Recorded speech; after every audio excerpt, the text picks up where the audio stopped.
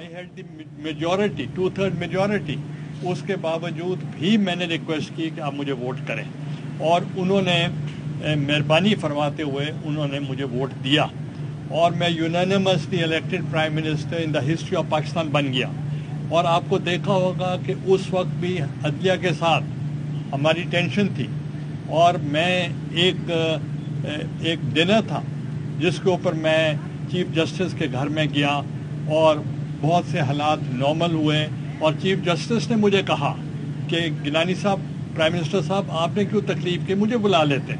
तो मैंने कहा कल आप आ जाएं, कल आप मेरे पास चाय पिए, और वो मेरे पास आ गए और हालात स्टेबल हो गए कुछ। तो इसलिए मैं समझता हूँ कि पॉलिटिकल लीडर्स जो हैं, वर्कर्स जो हैं, खैर नवाब साहब को लीडर हैं, पार्टी इनके सरबराह हैं, तो हम इनसे भी ये रिक्वेस्ट की है कि मुल्क में जो हीट है वो बहुत ज़्यादा है, और उसको डिफ्यूज़ करने के लिए पॉलिटिकल फोर्सेस ही काम कर सकती हैं। तो हम इनके पास आए हैं कि हम चाहते हैं कि किसी तरीके से ये जो टेंशन इस वक्त मुल्क में है उसको डिफ्यूज़ की जाए, और हम एक ऐसा रास्ता निकालें जिस पे हम ये कौम को पैगाम होना चाहिए कि हम मीनिंगफुल जो डायलॉग होगा, या मीनिंगफुल जो हमने कुछ बातें हैं जो डिफ्यूज़ करनी है, तो वो हम पहले अपने इत्तेहादियों से शुरू करें। पहले इत्तेहादियों के साथ बात करें कि इस वक्त मुल्क में जो हालात हैं, तो आपकी सबसे बड़ी जिम्मेदारी है, जो इत्तेहादी हैं वो अपनी अपनी रिस्पेक्टिव पॉलिटिकल पार्टीज़ के हेड हैं, और नवाब साहब की तरफ हम आए हैं और हमने इनसे भी रिक्वेस्ट की है। अब नवाब साहब जो हैं वो खुद आपको बताएंगे जो हमारी रिक्वेस्ट थी, और इसी तरीके से हम दूसरी भी अपने इत्तेहादियों से पहले बात शुरू करेंगे on the floor of the house.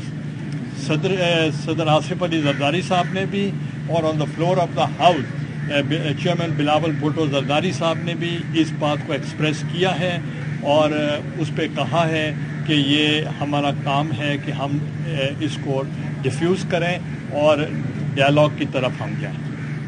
Thank you. बिस्मिल्लाहिर्रहमानिर्रहीम। आप आगे आ रहे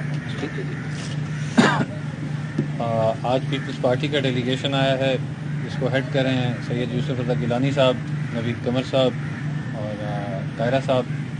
और जैसे कि मुल्क में सूरत हाल आप देख रहे हैं, किसी से ढकी छुपी नहीं है, और इन्होंने पार्टी लीडरशिप का बताया है कि बातचीत के अमल को चलना चाहिए, उसे रुकना नहीं चाहिए, और इनकी इस बात को हम वेलकम करते हैं।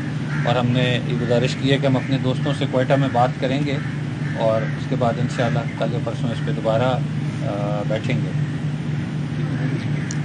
थैंक यू जी। बातें तकरीबन हो गई हैं। पूरा इस काविश का मकसद ये है कि मुल्क में हमेशा सियासतदान ही आखिर में चीज़ों का हल निकालते हैं, सियासत से ही हल निकलता है, चाहे वो पार्लियामेंट के अंदर हो या पार्लियामेंट से बाहर हो।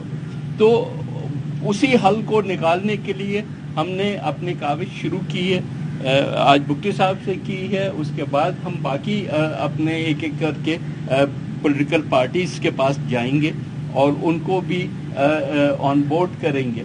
इससे पहले कि हम जो इस वक्त की मौजूदा अपोजिशन है उससे बात करें, पहले अपने अंदर जो है रूलिंग जो कोलिशन है उसमें एक कंसेंसस बना के फिर आगे जाके डायलॉग करें।